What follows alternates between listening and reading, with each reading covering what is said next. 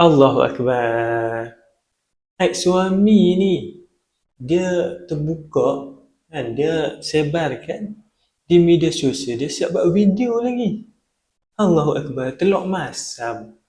Sebab apa? Sebab mulut dia jadi gini sebab teluk dia masam. Allahu Akbar. Janganlah. Mulut dia jadi gutiu sebab teluk suami dia ni masam. So dia buat naik pula. Jamak satu lagi.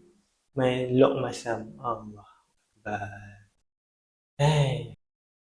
Kita kalau sebagai lelaki ni malu oh. Itu malu. Betulnya tak payah kot nak buat macam tu. Akhir zaman, Allahu Akbar. Perkara yang sepatutnya tak perlu pun kita nak expose, nak share dekat media sosial. Benda-benda macam ni, hal rumah tangga kan. Tak perlu pun. Kita hari ni semua benda kita nak share kan. Video ni bukan nak cari salah siapa-siapa, nak salahkan ialah pihak yang tersebut yang buat ni. Dia pun